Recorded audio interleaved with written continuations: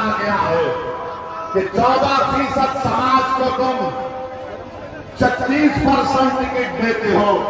हम पूछना चाहते हैं तेजस्वी यादव से कि आप बताइए, भागलपुर का फसाद किसी को याद हो या याद ना हो, मुझे याद है, जिस पर 1000 लोगों को काट कर खेत में डाल दिया गया था। 35 साल पुरानी बात कर रहा हूं। फसाद में लाशें पड़ी थी खेत में और उनके परिवार के लोग उनको कफन और दफन नहीं कर सके थे। उनकी लाशों के ऊपर गोभी का फूल उग गया। उसका एक बहुत बड़ा आरोपी, उसका नाम कामेश्वर यादव था। आज उसी कामेश्वर यादव को लालू परिवार ने इनाम किया। बताओ मेरे भाई, मैं 5 मरतबा का सांसद हूं, 2 मरतबा का विधायक अल्हम्दुलिल्लाह अल्लाह ने बनाया। मुझे 2 मरतबा बेहतरीन संसद रत्न से नवाजा गया। आज ये लालू का बेटा बोलता है ओवैसी चरमपंथी है। जब 11 तारीख को वोट डालने जाएंगे तो क्या आप बताएंगे कौन चरमपंथी है? इसका जवाब कैसे देंगे आप?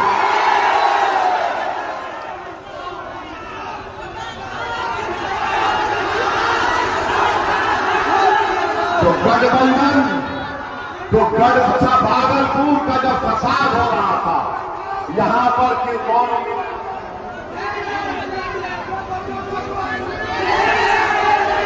गठबंधन का यहां पर उम्मीदवार इरफान है।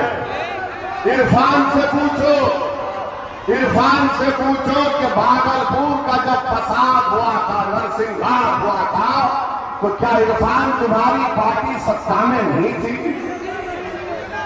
मेरे अजीज दोस्तों और बुजुर्गों, यही 2019 में यूएपीए का कानून बनाया गया।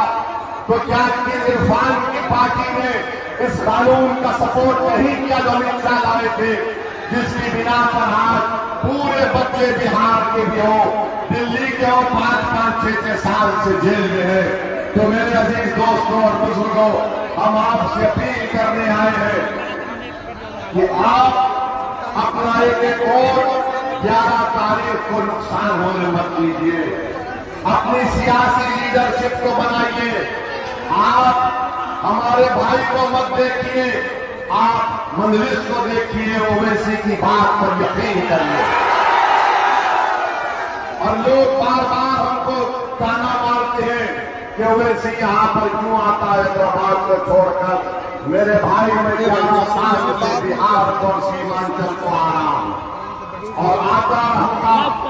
आप अपने इतिहास को मजबूत रखिए, अपनी पार्टी को कामयाब करिए। याद रखिए, अगर आपका विधायक नहीं होगा तो फिर 5 साल आपको नाइंसाफी का सामना करना पड़ेगा। नौजवानों का मुकद्दर पलायन बनाकर रख दिया, बच्चों को स्कूल से महरूम रख दिया, बेटी को डिग्री कॉलेज से महरूम रख दिया। मेरे अजीज दोस्तों और बुजुर्गों, बीजेपी को, नीतीश कुमार को रोकना है। तेजस्वी यादव को और गठबंधन को एक मौसम जवाब आपको देना है। इस विधानसभा से हम आपसे अपील कर रहे हैं कि आप मजलिस इत्तेहादुल मुस्लिमीन के उम्मीदवार को अपनी दुआओं से, अपने वोट से कामयाब और कामयाब करेंगे ना। ऐसा तो नहीं कि यहां से निकलकर फिर आप भूल जाएंगे। याद रखिए, हमारे भाषण सुनने को तो लोग बहुत आते हैं, मगर जब वोट डालने की बात आती है तो उस शिद्दत से वोट पड़ना चाहिए जो आप यहां पर आकर मोहब्बत के मजारे कर रहे हैं। तो 11 तारीख के दिन इस विधानसभा में क्या पुकार होगी कि हम लगा बदल है। हमारे गांव बहनों से अपील कर रहे हैं, बुजुर्गों से अपील कर रहे हैं कि आप पतन के निशान पर वोट लगाकर अपनी पार्टी को, अपनी क़यादत को कामयाब करिए। आपका एक वोट नरेंद्र मोदी के काले वक्त कानून के खिलाफ आपका एहतजाज होगा। आपका एक वोट सीमांचल और बिहार के गरीबों की आवाज बनकर विधानसभा में गूंजेगा। आपका एक वोट पतंग साहब पर तेजस्वी के मुंह पर जवाब होगा जिसने आपको चरमपंथ नहीं कहा। याद रखिए, आपने पिछले 40-50 साल से मुख्तलिफ सियासी पार्टियों को वोट दिया, मगर आप पर हमको क्या हासिल हुआ बताइए? गरीबी हमारा मुकद्दर बन गई, बेरोजगारी हमारा मुकद्दर बन गई, जमीन कटाव हमारा मुकद्दर बन गया, पुल नहीं है, हमको कश्ती में बैठकर अपनी जान को खतरे में डाल कर जाना पड़ता है, हमारी बेटियों के लिए अस्पताल नहीं है जिंदगी के लिए। ये सब मसाइल है। इसका हल एक ही है कि आपके पास सियासी ताकत हो। हम किसी समाज के खिलाफ थे ना कभी रहेंगे, इंशाअल्लाह होगा। ये हमारे बीजेपी ये सबको बोलो पीछे हो जाएगा, पीछे कीजिए, हम लोग पहलगाम के बाद ऑपरेशन सिंदूर में अगर किसी ने सऊदी अरब, कुवैत, बहरीन, अल्जीरिया जाकर पाकिस्तान के खिलाफ उस सरजमीन में बैठकर भारत का पत्थर फहराया तो उसका नाम ओवैसी था।